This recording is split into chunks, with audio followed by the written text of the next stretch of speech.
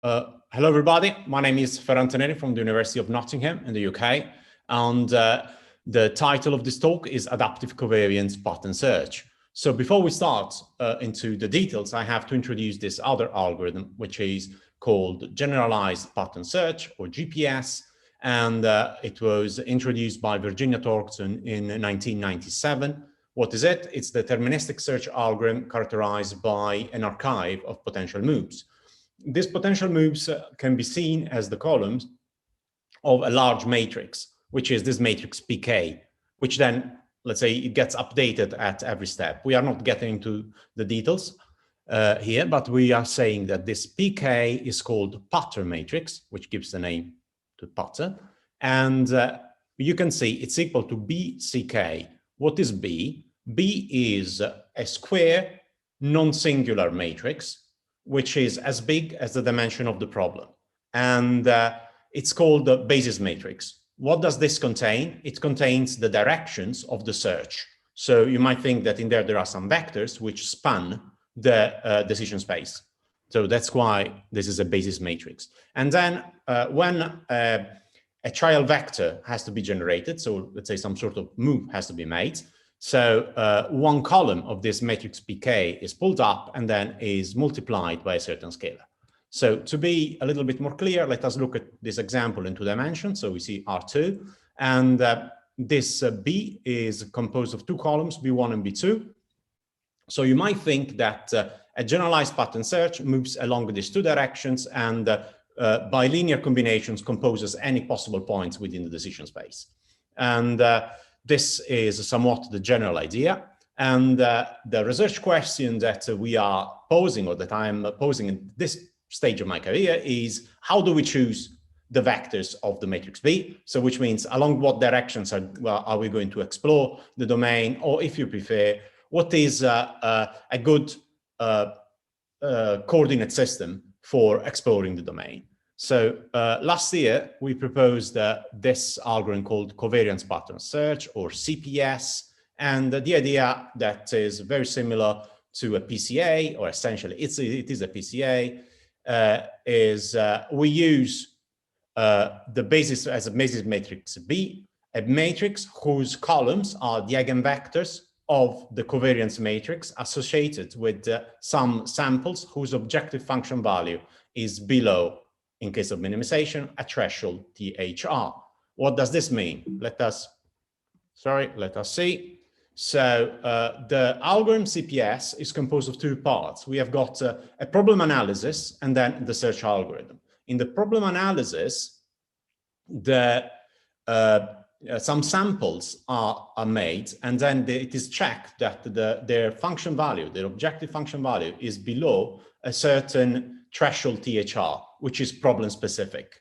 Then when that's generated, a search is started using the eigenvectors of the covariance matrix associated with the distribution. So let us see what this happens. So in a first phase, you can say that we sample the points and they somehow characterize the geometry of the problem. So you see sphere, ellipsoid, Benzhaf, you see the strike here, or there's a C shape of the Rosenbrock problem. And then when the points are available, we can calculate the mean vector, we can calculate the covariance matrix, and then by means of Cholesky factorization, we can calculate the eigenvectors. These eigenvectors are then the columns of the matrix B, so that we can run a generalized pattern search. So what do we get? You see here these lines. So these are the lines of the eigenvectors. So these are the new coordinates. And why do we choose these ones? For the same reason why PCA is made, essentially, which is that the covariance matrix in this system of reference is diagonal. So the problem is somewhat separable, and which means that the variables are somewhat uncorrelated one another. So we can move in this system, and the pattern search along those variables is especially efficient. And then there is a correlation, of course, between these directions and the directional derivative. So if you think about this Banzhaf here briefly, along this line here, which is, let's say along the long line, the derivative is very low, which means that the landscape is kind of flat, while according to the transversal line, the landscape is very steep. Let us move, and we talk about limitations of CPS. So the main limitation is that to make the fitness landscape analysis, we need to set a threshold for each problem, which is very inconvenient, very computationally expensive, and makes the algorithm not robust, and it requires some sort of human intervention. And another limitation, which is minor, it's more like a feature of a CPS, is that the algorithm is inherently a local search. We cannot use it for addressing on its own multimodal fitness landscapes. So what I'm proposing is something that exploits the idea of using the eigenvectors, but in a completely different way in terms of algorithmic philosophy. So I'm proposing now this adaptive covariance pattern search, or ACPS. What's the general idea? We divide the run into slices. Each of them is a local run. In the first local run, we have that the matrix B, the basis matrix, is the identity matrix. So it's a matrix that has got ones over the diagonals and zeros anywhere else. And essentially it coincides with the coordinate system of the problem. Then at each local run, ACPS stores the solution that outperformed the current best. So somehow it builds up a small archive, but it's a small archive because it's a local run. And then when the local run is completed, these points that are kind of a data set are used to build up a covariance matrix, and then I use to calculate the corresponding eigenvectors. So you might think that unlike what happens in a generalized pattern search, our B is actually a BK. It depends on the step and gets updated at each local run.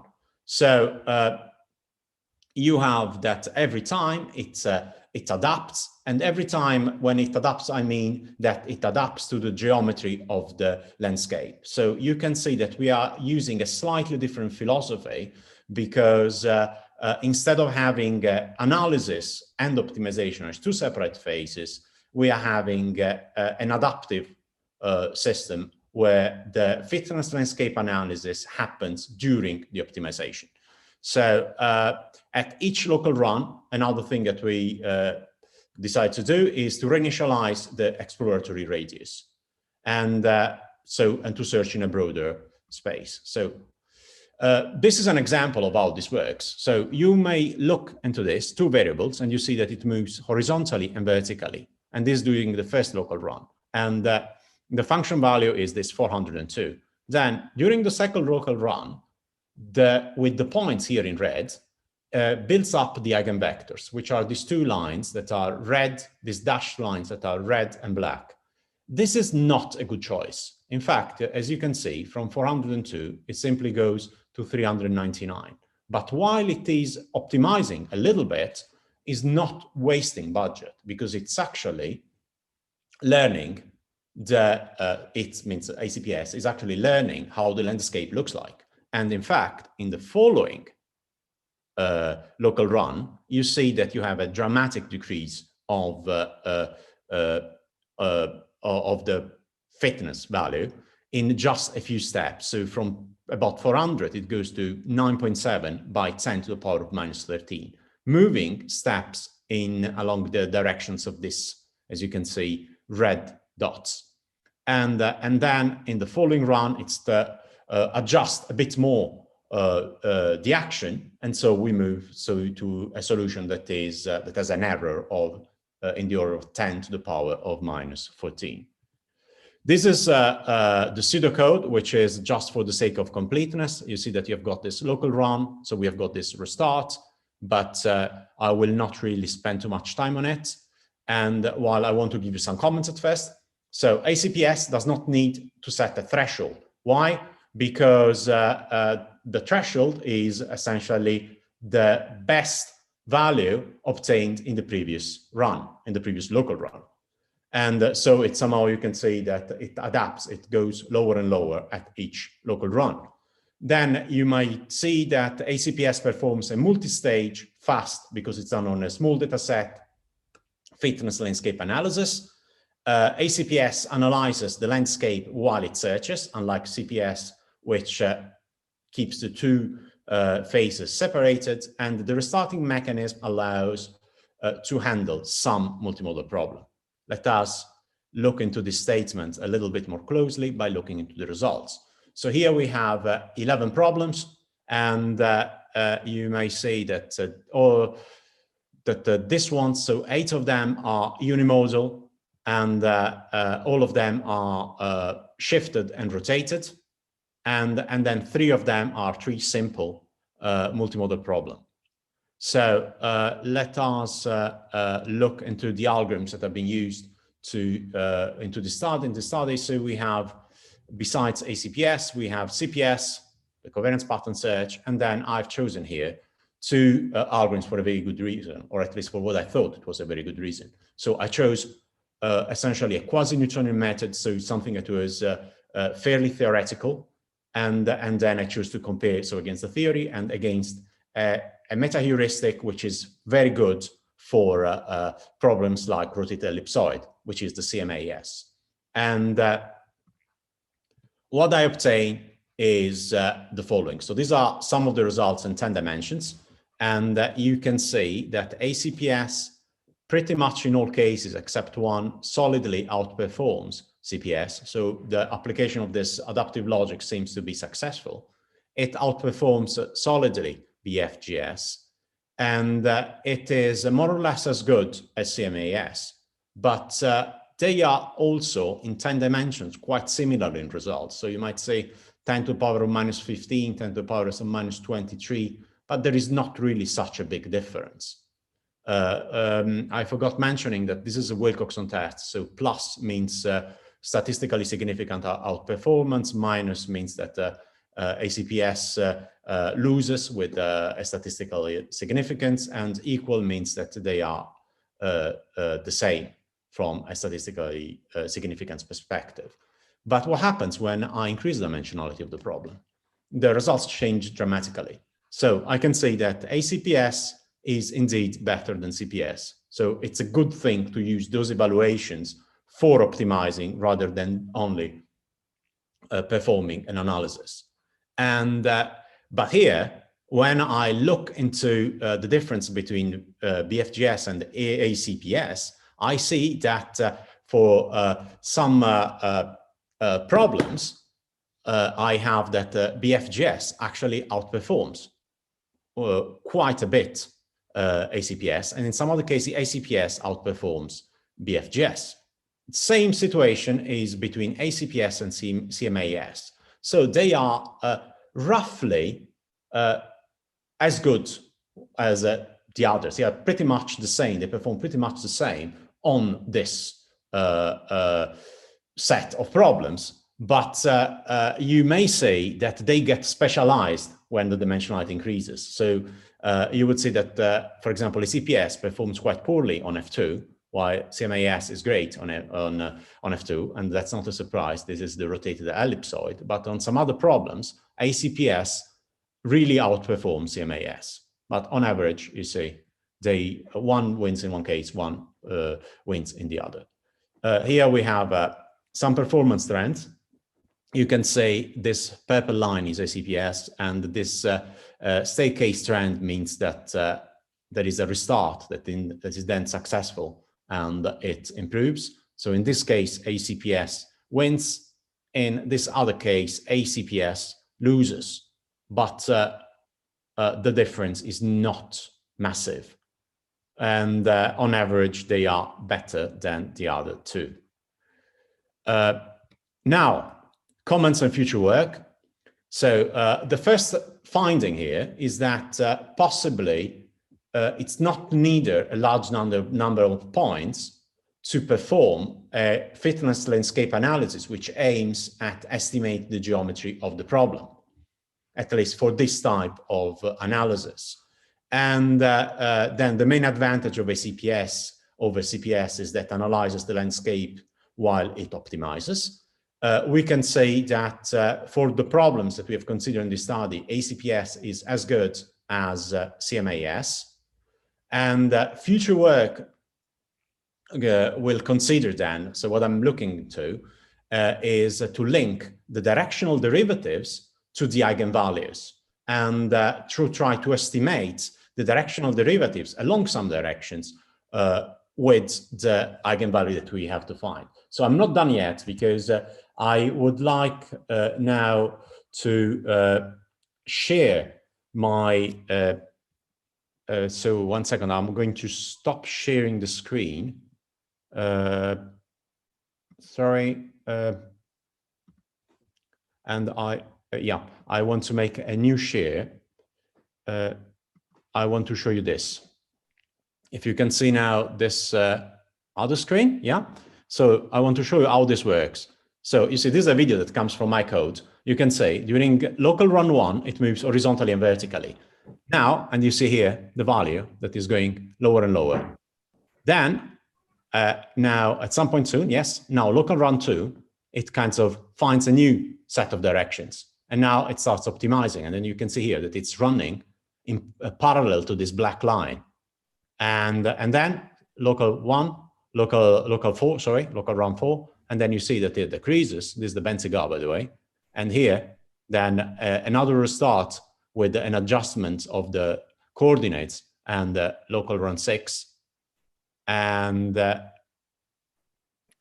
this is it. So I can go back to this. Yeah. And sorry. Yeah. And thank you very much for your attention. Thank you. Thank you, Ferrante.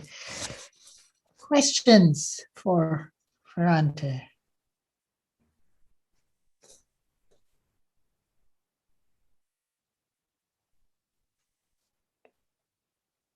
Just waiting. Okay. That's good. Yeah. Was I clear or too confused? Yeah, maybe too confused. So if I may sort of add my confusion to the mix, could you characterize a bit more the differences between the CMAS, which is well known in the evolutionary computation community, with these pattern search algorithms? They seem to be more deterministic, or do I understand that right? Okay, pattern search is essentially is an algorithm that comes from the 50s that was done that was used at the beginning by Enrico Fermi, and then it's called also UCGIVIS in the 60s. So it is a single solution, and it is deterministic. So CMAS is population based and stochastic. They both use covariance matrix, but in different ways. And what I was showing in the video, that was like that kind of trajectory of the single solution that is deterministic. Correct. I see. Thank you.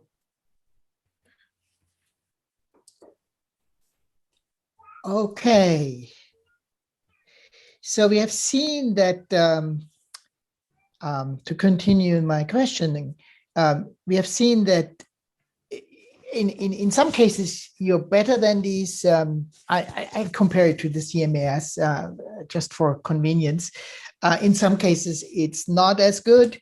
But we know also that the larger the dimensionality, the slower CMAS is, of course. Now, in your case, how is it scaling with the number of dimensions? Better than CMAS. Maybe because CMAS requires a way more diagonalizations. Yes.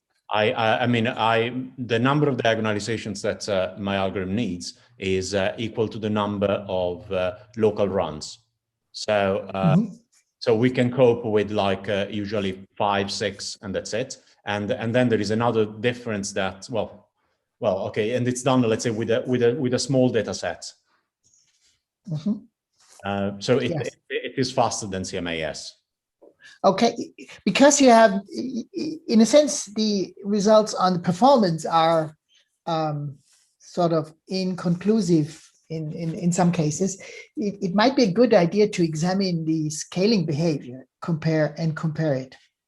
Yeah, what I have reported here, well, in the paper there is the scaling in 10, 30, and 50 dimensions, okay, which is partial. I appreciate. And what actually happens, what was somewhat expected, is that when the dimensionality, the algorithms prove to be specialists. So that when you increase them, you see that CMAS is very good at some and then performs poorly in others, and there's ACPS vice versa. I see. So, but yeah, no free lunch at work. No, absolutely. Yeah, I don't know if they're, yes, in a way, yes. In this sense, they are inconclusive, meaning that I'm not claiming that that we beated the CMAS. I mean, I think that the main contribution of this type of work is to make to create a link between theoretical algorithms and heuristics, and say, okay, I try to use as much theory as I can when I cannot, even though I cannot apply an exact method, and that's the closest I can do. So this is somewhat. Yeah, no, impressive results. Any additional comments by people, guys? Yes, a quiet bunch.